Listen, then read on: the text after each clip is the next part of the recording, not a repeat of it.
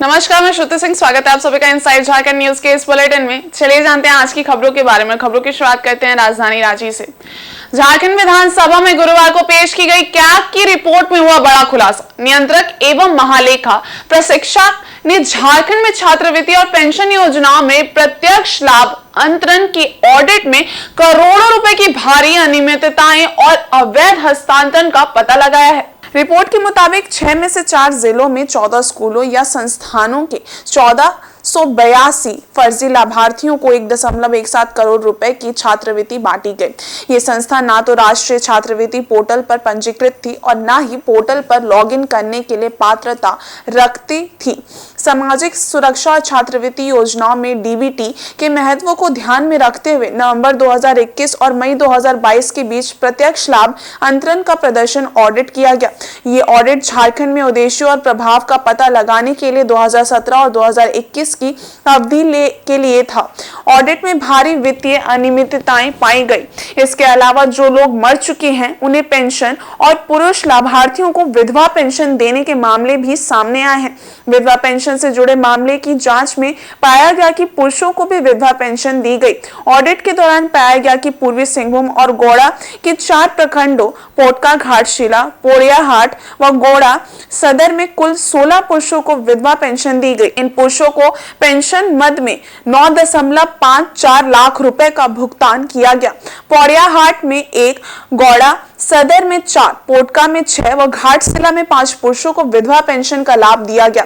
प्रदेश के महालेखाकार अनु फ्रांसिस डुंगडुंग ने पत्रकारों से कहा, ऑडिट में भारी वित्तीय अनियमितताएं पाई गई। ये हाल तब है जब केवल 6 जिलों चतरा, हजारीबाग, पूर्वी सिंहभूम, गोड़ा, पलामू और रांची का ऑडिट किया गया। उन्होंने कहा कि यदि इसे पूरे राज्य में किया गया तो और भी अनियमितताएं सामने आ सकती हैं। पेंशन स्कीम पिकअप किया और उसमें हमने देखा कि क्या जो भी ट्रांसफर आप डीबीटी के थ्रू कर रहे हैं कितना इफेक्टिव है। और चूंकि इसमें एक आईटी प्लेटफॉर्म इन्वॉल्व है, दैट इज आपका ई कल्याण, तो उसके वो कितना हद तक अपने सिस्टम को कंट्रोल कर पाता है, उसमें इनबिल्ट कंट्रोल कितने ज़्यादा है कि अपने आप वो रोक पाता है। जैसे अगर वो आधार लिंक्ड हो तो बहुत आराम से चीज़ें, जैसे अभी उन्होंने शुरू किया है, जो हमने जो सुनने में आया है, वो प्रयास कर रहे हैं और उस प्रयास से जितना इरेगुलरिटीज हमने देखा है, जो डुप्लीकेशन जो होती है उसकी संभावना कम होती है। क्या पाया सर? ये 5 हमारे जिले जो हमने सैंपल में लिया था, हम डिस्ट्रिक्ट में 6 डिस्ट्रिक्ट। एक्चुअली ये एक डिमांड ड्रिवन ऑडिट भी था। हमने पहले जो डेटा इनके पास ऑलरेडी है उसी पोर्टल से हमने निकाला और हमारे कुछ रेड फ्लैग्स थे, उसको हमने उसमें सुपर पोस्ट किया और वो फिर हमें दिखाया कि हाँ इन जिलों में ये ज्यादा प्रॉब्लम है और हम उसको वैलिडेट करने के लिए जिलों में गए जहाँ पर ज्यादा चीजें गए सर, वही हम जानना चाहते हम बताइए। अरे सर, तो इसके आधार पे सुन लिया जाए पहले जवाब। पलामू, रांची और पूर्वी सिंहभूम जी सर, जिसके इन जिलों पर योजना की बात है, SC, ST, BC सार्वभौमिक विस्तार और यथार्थवादी बजट तैयार करने के लिए राज्य के सभी पात्र लाभार्थियों को इलेक्ट्रॉनिक डाटाबेस में रखने की जरूरत कोशिश की जा सकती है। आवेदनों की पात्रता के सत्यापन के साथ साथ भुगतान के लिए निगरानी और नियंत्रण प्रणाली को मजबूत करने की आवश्यकता है ताकि अनियमितताओं, विचलन की जांच, रोकथाम करके योजनाओं के कार्यान्वयन को प्रभावी बनाया जा सके। जहां तक छात्रवृत्ति योजना अल्पसंख्यक की बात है, राज्य सरकार पूरे राज्य में वित्तीय अनियमितताओं के रोकथाम के लिए जांच शुरू कर सकती है और दोषी अपराधियों के खिलाफ उचित कार्रवाई भी कर सकती है। राज्य सरकार एक उपयुक्त तंत्र के माध्यम से और उपयोगकर्ताओं के खिलाफ जवाबदेही, जिम्मेदारी तय करके केवल पात्र लाभार्थियों को लाभ का प्रावधान सुनिश्चित कर सकती है। जहां तक सामाजिक सुरक्षा पेंशन योजना है, राज्य सरकार लाभार्थियों को समय पर पेंशन वितरण सुनिश्चित कर सकती है। राज्य योजना के कार्यान्वयन में प्रभावी बनाने के लिए आवेदनों और भुगतान की पात्रता के सत्यापन की निगरानी और नियंत्रण तंत्र को मजबूत किया जा सकता है। जहां तक ई कल्याण का IT ऑडिट है, हमने रेकमेंड किया कि परिकल्पित सुविधाओं को एप्लीकेशन में शामिल किया जा सकता है। रैपिड रेप्लिकेशन रोलआउट प्रोजेक्ट के तहत कार्य के दायरे के अनुसार एप्लीकेशन को आधार EKYC के साथ एकीकृत किया जा सकता है और ट्रेजरी बैंकों के साथ जोड़ा जा सकता है। और झारखंड विधानसभा अंतिम शीतकालीन सत्र के अंतिम दिन सत्र के समापन के बाद नेता प्रतिपक्ष ने राज्य के कई विषय बिंदुओं पर झारखंड विधानसभा के शीतकालीन सत्र के दौरान हुई सारी कार्रवाइयों पर अपना मंतव्य व्यक्त किया। नेता प्रतिपक्ष ने कहा कि झारखंड विधानसभा का अंतिम शीतकालीन सत्र अपने साथ कई प्रश्न विषयों और झारखंडी जनता की निराशा को प्रदर्शित करने वाला रहा। राज्य सरकार अपनी सफलता का श्रेय ले रही है और विफलता का सारा ठेका विपक्ष के माथे मढ़ रही है। वर्तमान राज्य सरकार के पास झारखंड की जनता को बताने के लिए कोई भी उपलब्धि इस शीतकालीन सत्र पर नहीं है। वहीं झारखंडी बेरोजगार युवाओं के विषय में नेता प्रतिपक्ष ने कहा कि वर्तमान राज्य सरकार युवाओं को किए गए सभी वादों में लगातार सफल रही है। इसका जीता जागता उदाहरण अपने हक और आवाज के लिए संघर्षरत पंचायत स्वयं सेवक संघ के ऊपर दंडात्मक कार्रवाई से उजागर हो गया है। वहीं पूर्व मुख्यमंत्री बाबूलाल मरांडी के विषय में अमर कुमार बावरी ने कहा कि बाबूलाल जी के मुद्दे और वाणी इतने प्रखर होते हैं, इस कारण उन्हें नेता प्रतिपक्ष का दर्जा नहीं दिया गया। जनजातीय नेता के तौर पर बाबूलाल जी सर्वमान्य और झारखंड की जनता के बीच काफी लोकप्रिय हैं और उनके बोलने से वर्तमान राज्य सरकार की कार्य प्रणाली जग जाहिर हो जाएगी। इस कारण उन्हें बोलने से रोका गया। आगामी चुनाव में वर्तमान राज्य सरकार के सत्ता में आने के विषय में नेता प्रतिपक्ष ने कहा कि काठ की हांडी एक बार चलती है जो 2019 में चढ़ चुकी है, जो दोबारा फिर से पुनरावृत्ति नहीं होगी। तो काठ की हांडी एक बार ही चढ़ती है, 2019 में चढ़ गई और बहुत भारी पड़ी है झारखंड की जनता को। इस झारखंड की जनता को लॉ एंड ऑर्डर में जहां जेल के अंदर हत्याएं हो रही, जेल के बाहर हत्याएं हो रही, पुलिस की हत्याएं हो रही, जेल के अंदर से ईडी जैसे संस्थाओं पर जो है वो आप देखे होंगे कि षड्यंत्र रचा जा रहा है। आज धनबाद के व्यवसायी जो है अपने आप को आशंकित महसूस कर रहे हैं। आज एनसीआरबी का जो रिपोर्ट है उसमें 100 से ज्यादा दंगे झारखंड के खाते में है। सबसे ज्यादा राजनीतिक हत्याएं झारखंड के खाते में है। सबसे ज्यादा दुष्कर्म और हत्याओं का मामले में भी झारखंड अव्वल है। इस राज्य सरकार को आप क्या उम्मीद कर सकते हैं? ये राज्य सरकार पूरी तरह से विफल हो गई है, खोखली हो गई है। युवाओं के सपनों को तोड़ने वाले इस राज्य सरकार को जनता बाहर का रास्ता दिखलाएगी और अगला शीतकालीन सत्र परिवर्तन का आएगा और युवाओं के नेतृत्व में, झारखंडियों के नेतृत्व में एक परिवर्तन आएगा। अटल जी का जन्म दिवस आ रहा है, सुशासन दिवस 25 दिसंबर को। आज से 3 दिन बाद हम उनको याद करते हैं जिन्होंने झारखंड दिया। वनांचल के नाम से इनको इतना परहेज हो गया कि वनांचल के कारण ये राज्य बना, आप उसको ही विलोपित कर दिए। आपने अपने झारखंड आंदोलन को तो जैक तक में ही सीमित करके बेच दिया था 1994 में। इसको तो हम लोगों ने यहाँ झारखंड बना करके दिया। ये सारे विषयों को लेकर के राज्य की जनता से हम लोग ये जरूर कहेंगे कि इस सरकार का जो पर्दाफाश हुआ है उसको अपने हृदय में रखिए और समय आने पर ऐसी चोट दिखाई। वहीं भाकपा माओवादी नक्सलियों ने गुरुवार रात करीब 10 बजे गोइलकेरा और पसैता स्टेशनों के बीच बम विस्फोट कर रेल पटरी उड़ा दिया। घटना के बाद हावड़ा मुंबई मुख्य रेल मार्ग में ट्रेनों का परिचालन ठप हो गया। एहतियात के तौर पर ट्रेन संख्या 18030 Shalimar Kurla up express train को गोइलकेरा स्टेशन में रोक दिया गया है। मालूम रहे कि प्रतिबंधित नक्सली संगठन भाकपा माओवादी ने 22 दिसंबर को भारत बंद का आह्वान किया है। बंद शुरू होते ही नक्सलियों ने चक्रधरपुर रेल मंडल के गोइलकेरा व पसैता रेलवे स्टेशनों के बीच पोल संख्या 356/29A और 31A के बीच थर्ड लाइन में विस्फोट कर रेल पटरी उड़ा दिया। साथ ही घटना स्थल को बैनर व पोस्टरों से पाट दिया है। घटना की जानकारी मार्ग में दूसरी लाइन से गुजर रही एक मालगाड़ी के क्रू और गार्ड द्वारा नजदीकी स्टेशन को दी गई, जिसके बाद चक्रधरपुर रेल मंडल में हड़कंप मच गया। एहतियात के तौर पर तुरंत ही मार्ग में ट्रेनों का परिचालन रोक दिया गया। सुबह 8:30 बजे ट्रेनों का परिचालन फिर से बहाल हो पाया। पहली गाड़ी चक्रधरपुर स्टेशन से हावड़ा पुणे दुरंतो को रवाना किया गया। और चक्रधरपुर रेल मंडल में नक्सली हमले के कारण तकरीबन 10 घंटे तक ट्रेनों का परिचालन ठप रहा, जिसके कारण हावड़ा मुंबई रेलखंड बाधित रहा। रात भर ट्रेनें टाटानगर से लेकर राउरकेला तक विभिन्न स्टेशनों में खड़ी रही। यात्री परेशान रहे। कुछ यात्रियों ने चक्रधरपुर स्टेशन में हंगामा भी मचाया, जिसके बाद शुक्रवार सुबह 8:20 बजे ट्रेनों का परिचालन बहाल हुआ। चक्रधरपुर स्टेशन के प्लेटफॉर्म संख्या 1 से सुबह 8:20 बजे हावड़ा पुणे दुरंतो एक्सप्रेस ट्रेन को पहले रवाना किया गया। ये ट्रेन गुरुवार रात 11:50 से चक्रधरपुर स्टेशन में फंसी थी। सुरक्षा कारणों से 8.5 घंटे इस ट्रेन को चक्रधरपुर स्टेशन में रोक कर रखा गया था। इस बीच रेलवे ने चक्रधरपुर रेल मंडल में चलने वाली पैसेंजर ट्रेनों को बड़ी संख्या में रद्द कर दिया है। ज्यादातर ट्रेनें टाटा से राउरकेला के बीच चलने वाली ट्रेनें हैं। इन ट्रेनों के रद्द कर दिए जाने से रेल यात्री स्टेशन में परेशान रहे। वहीं टिकट काउंटर में भी यात्रियों की भीड़ लगी रही। मालूम रहे कि चक्रधरपुर रेल मंडल के गोइलकेरा पोसैता स्टेशन के बीच नक्सलियों ने बम लगाकर देर रात को थर्ड लाइन उड़ा दी थी। घटना रात 10:30 बजे की है। इस घटना के बाद पूरे रेल मंडल में 10 घंटे तक ट्रेन परिचालन ठप पड़ गई थी। कई ट्रेनें तो नक्सल प्रभावित इलाकों जैसे गोइलकेरा मनोहरपुर में रात भर खड़ी थी। नक्सलियों द्वारा रेल पटरी को निशाना बनाए जाने से रेल अधिकारी परेशान हैं। आज रात में भी ट्रेनों का परिचालन रेलवे के लिए चुनौती बनी है। वहीं चक्रधरपुर NH 75 सड़क मार्ग एतवारी बाजार K2 कॉम्प्लेक्स के पास जमा कचरे की मीडिया में खबर दिखाए जाने के बाद हटाया गया।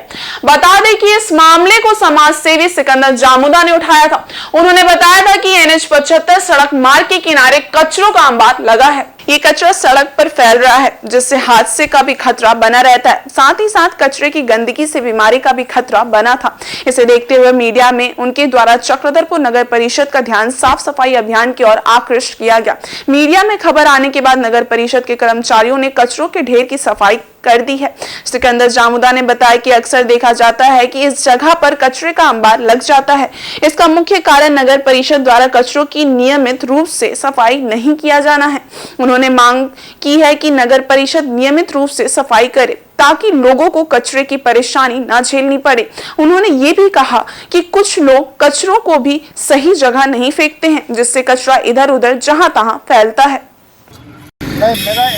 मेरा मतलब बोलने का मतलब यही है कि जो नगर परिषद द्वारा जो साफ सफाई का अभियान जो चलाया जाता है, उस चीज़ को देखते हुए और जो गाड़ी जो गाना लगा दिया है, कचरा हटाओ कचरा भगाओ, कहाँ कचरा भगाता भी नहीं है हटाता भी नहीं है, ये मद्देनज़र रखते हुए हमने देखा कि ये बहुत कचरा है। आप लोग देख रहे हैं अभी जब लाइव दिखाएं, आप मीडिया प्रभारी हैं, जैसा आप मीडिया दिखाएं और तुरंत ये कार्रवाई किया जा रहा है और सफाई अभियान भी चलाया है। आप ही का पहल है, आपने हमको ध्यान आकर्षित किया कि यहाँ पर कचरा है, फोन करके बुलाया। मीडिया का माध्यम से ही मतलब आकर्षित करवाया जाता है, जो कि आपने जो लाइव चलाया तो तुरंत कार्रवाई हुआ। उसके लिए आपको बहुत बहुत धन्यवाद का पात्र देते हैं। जब मवेशी वगैरह गाय वगैरह आके प्लास्टिक वगैरह खा रहे हैं, आप लोग देखे हैं, आप लोग पूरा लाइव देख रहे हैं, दुनिया देख रहा है। तो गौ माता प्लास्टिक खाएगा तो उसका क्या हो जाएगा, कौन देखा है। और इधर सरायकेला खरसावां जिला के ईचागढ़ थाना क्षेत्र के सिली रंगामाटी सड़क पर मिलन चौक के पास पिलित चौराहे पर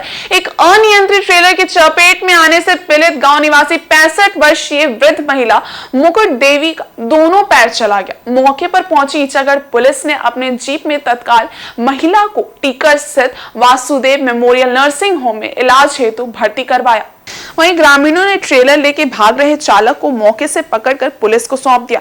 मिली जानकारी के अनुसार उक्त वृद्ध महिला सड़क पार कर रही थी, जहां अनियंत्रित ट्रेलर की चपेट में आने से वृद्ध महिला गिर गई और उसके पैर के ऊपर से ट्रेलर का चक्का रौंद कर पार हो गया। वृद्ध महिला लहूलुहान स्थिति में रोड पर पड़ी रही। जानकारी प्राप्त होते ही SI गुंजन कुमार दलबल के साथ पहुंचे। वह मुकुट देवी को अपने पुलिस जीप में ही उठाकर इलाज हेतु नर्सिंग होम ले जाकर भर्ती कराया, जहां महिला का इलाज किया जा रहा है। इलाज के क्रम में महिला के घुटने से नीचे दोनों पैर काटना पड़ा। पिलित चौराहे पर गुस्साए ग्रामीणों ने करीब 6 घंटे तक सिल्ली रंगामाटी सड़क को जाम कर दिया और सड़क के दोनों ओर स्पीड ब्रेकर लगाने की मांग करते रहे। ग्रामीणों के मांग पर सड़क निर्माण कंपनी MGCPL के कर्मचारियों ने त्वरित कार्रवाई करते हुए स्पीड ब्रेकर लगाया। स्पीड ब्रेकर लगाने के बाद ही सड़क जाम हटाया गया। मालूम हो कि पिलित चौराहे पर अभी तक 3 लोग सड़क हादसे में अपनी जान गंवा चुके हैं। कई बार ग्रामीणों ने सड़क हादसे को रोकने के लिए स्पीड ब्रेकर लगाने की मांग की है, मगर अभी तक ना प्रशासन और ना ही सड़क सुरक्षा विभाग द्वारा कोई पहल किया गया, जिससे ग्रामीण उग्र हो गए। वहीं समाज सेवी दिलीप कुमार दास ने बताया कि ये खूनी सड़क कई लोगों की जान ले चुका है। कई मवेशियों की भी सड़क हादसे में जान जा चुकी है। साथ ही उन्होंने दोनों पैर खो चुकी वृद्ध महिला को मुआवजा देने की मांग की है। और इधर केंद्र सरकार की बाल महिला विकास मंत्रालय की ओर से दशकों पूर्व चाइल्ड लाइन सुविधा की शुरुआत की गई थी। 23 अगस्त 2023 से इस योजना के संचालन का जिम्मा राज्य सरकार को दे दिया गया था। आज 4 माह पूरे हो गए हैं, लेकिन अभी तक इस सेवा को शुरू नहीं किया गया है। ऐसे में चाइल्ड लाइन के सैकड़ों कर्मचारी भूखमरी के कगार पर आ गए हैं। पूरे मामले में चाइल्ड लाइन में काम करने वाले लोगों के समर्थन में पूर्व विधायक कुणाल सारंगी उतर गए। उन्होंने इस सेवा को हर हाल में चालू करने की मांग राज्य के मुखिया हेमंत सोरेन से की है। उन्होंने कहा कि ये संवेदनशील मुद्दा है, इस पर काम करने की जरूरत है। इस सेवा को फिर से शुरू करने की जरूरत है। सरकार को अपने कोष से भी इस सेवा को आगे बढ़ाने का काम करना चाहिए। वहीं दूसरी ओर लोहरदगा जिले के child line coordinator Peter Tigga ने कहा कि इस योजना को चाइल्ड लाइन इंडिया फाउंडेशन की ओर से चलाया जाता था। इसके बाद एनजीओ के माध्यम से काम होता था। 23 अगस्त से ही इसे बंद कर दिया गया है। इसको लेकर राज्य सरकार की ओर से अभी तक किसी कर्मचारी को किसी तरह की सूचना तक नहीं दी गई है। केंद्र सरकार की ओर से चाइल्ड लाइन सेवा की शुरुआत करने का मुख्य उद्देश्य ये था कि बच्चों की ठीक से सुरक्षा हो सके। अगर उनका किसी तरह से शोषण हो रहा है तो इस सेवा के माध्यम से उस पर रोक लगाने और न्याय दिलाने का काम किया जाता था। ये सारे लोग झारखंड के विभिन्न जिलों से, लगभग 24 जिलों से यहाँ पर आए हैं। ये चाइल्ड लाइन कर्मी हैं जो चाइल्ड लाइन 1098 नंबर, जिस पर कि बच्चों की सुरक्षा को लेकर मैं कह सकता हूँ केंद्र सरकार की सबसे अनूठी पहलों में से एक पहल थी। ये बाल महिला विकास मंत्रालय के द्वारा जो child marriage, child abuse, child trafficking, बच्चों के साथ हो रहे हर उस अन्याय को रोकने के लिए केंद्र सरकार ने ये पहल की, जिसके अंतर्गत ये सैकड़ों कर्मी पूरे राज्य में काम कर रहे हैं। आज उसके तमाम प्रतिनिधि यहाँ जमशेदपुर आए हैं। अगस्त महीने से इस सेवा को डिफंक्ट कर दिया गया है। ये सेवा काम नहीं कर रही है और मैं अपने अनुभव से भी कह सकता हूँ पिछले कई दिनों में कई ऐसे चाइल्ड मैरिजेस के केसेस मेरे संज्ञान में भी आए हैं जिस पर कोई कार्रवाई नहीं हो पाई है। तो राज्य सरकार को इतने संवेदनशील मुद्दे पर ऐसी उदासीनता की जो कार्यशैली है निश्चित रूप से दुर्भाग्यपूर्ण है। और ये जो कर्मी हैं इन्होंने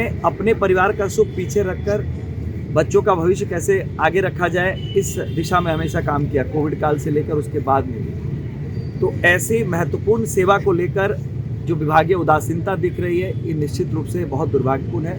मैं आदरणीय मुख्यमंत्री महोदय से आग्रह करूंगा कि वो व्यक्तिगत रूप से इस विषय को संज्ञान में लें और जल्द से जल्द चाइल्ड लाइन की जो सेवा है उसे रेस्टोर करने का काम करें। 21 अगस्त 2023 के बाद जो चाइल्ड लाइन जो विभाग है हमारा, जो केंद्र सरकार के द्वारा संचालित की जाती थी और जो संचालित होती थी चाइल्ड लाइन इंडिया फाउंडेशन के माध्यम से, और वो क्या करती थी, वो विभिन्न एनजीओज़ के माध्यम से हर डिस्ट्रिक्ट में चाइल्ड लाइन हमारे विभाग को रन कराते थे। और ये विभाग में जितने भी कर्मी थे सभी बच्चों को सुरक्षा प्रदान करते थे, चाहे वो चाइल्ड मैरिज हो, चाइल्ड ट्रैफिकिंग हो, चाइल्ड लेबर हो, चाइल्ड सेक्सुअल अब्यूज़ हो, और विभिन्न तरह के बच्चों का हर शोषण को रोकने का काम करते थे। और 31 अगस्त 2023 के बाद केंद्र सरकार का यह फैसला हुआ कि अब वो इस चीज़ को राज्य सरकार को सौंपेगी और राज्य सरकार के माध्यम से रन होगा हर डिस्ट्रिक्ट में। और ये डिस्ट्रिक्ट यूनिट के अंदर में जो हर जिला में होता है उसके अंदर में रन होना था। लेकिन राज्य सरकार इसमें क्या कर रही है कि आउटसोर्सिंग कंपनी को घुसा दे रही है। और ये स्पष्ट है, केंद्र सरकार का जो SOP है उसमें स्पष्ट किया गया है कि पुराने के जो कर्मी हैं उन कर्मियों को उसके अनुभव का प्राथमिकता देते हुए ऑब्जर्व किया जाए और उनसे काम लिया जाए। वहीं इधर गमरिया प्रखंड के CDPO कार्यालय से स्वेटर वितरण की गुरुवार को शुरुआत की गई। इस दौरान 3000 से ज्यादा स्वेटरों का वितरण किया गया। इसकी जानकारी CDPO सरायकेला ने दी। गमरिया प्रखंड भवन में मौजूद CDPO कार्यालय से आज क्षेत्र के 248 आंगनबाड़ी केंद्रों में 3 से 6 वर्ष तक के नामांकित बच्चों के लिए स्वेटर वितरण का कार्य शुरू किया गया, जहां आज 3000 से ज्यादा स्वेटरों का वितरण किया गया है। गमरिया CDPO साधना चौधरी ने बताया कि 2 से 3 दिनों में सभी आंगनबाड़ी केंद्रों में स्वेटरों का वितरण कर दिया जाएगा। आज हम लोग जो सेविका आई हैं लगभग हम लोग 3000 के ऊपर हम लोग आज बांट देंगे और 2-3 दिन के अंदर हम लोग सारे स्वेटर सारे आंगनवाड़ी केंद्रों के लिए हम लोग बांट देंगे। और उधर मुसामनी माइंस इंटर कॉलेज द्वारा 2 दिवसीय वार्षिक खेलकूद प्रतियोगिता का आयोजन किया गया, जिसमें मुख्य अतिथि के रूप में सीआरपीएफ 193 बटालियन के डिप्टी कमांडेंट प्रदीप कुमार घोष उपस्थित हुए। मुसामनी 3 नंबर स्थित वेलफेयर मैदान में मुसामनी माइंस इंटर कॉलेज द्वारा 2 दिवसीय वार्षिक खेलकूद प्रतियोगिता का आयोजन किया गया।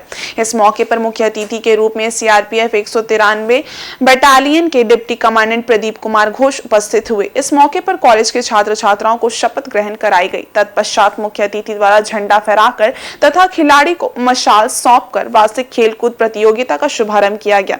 इसके बाद खेल के विभिन्न इवेंट्स को बच्चों के बीच खिलाया गया। छात्र छात्राओं के लिए 100 मीटर रेस, 200 मीटर रेस, गोला फेंक तथा जैवलिन थ्रो की प्रतियोगिता रखी गई, जिसमें छात्र छात्राओं ने बढ़ चढ़कर हिस्सा लिया।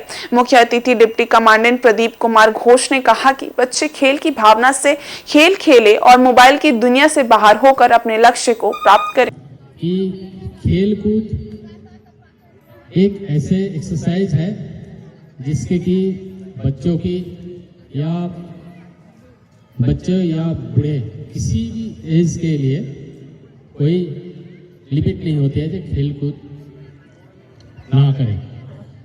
खेल कूद ऐसे एक्सरसाइज है जिसमें कि बच्चों की मन शरीर तंदुरुस्त रहते हैं, तो इसलिए सभी बच्चों को खेल कूद में बढ़ चढ़ के हिस्सा लेना चाहिए एवं दिन में कुछ पर्टिकुलर टाइम हो जो रखना चाहिए कि खेल कूद में अपना टाइम बिताए, क्योंकि आजकल जिस प्रकार मोबाइल का असर हुआ बच्चों में खेल कूद की भावना बिल्कुल गायब हो चुका है।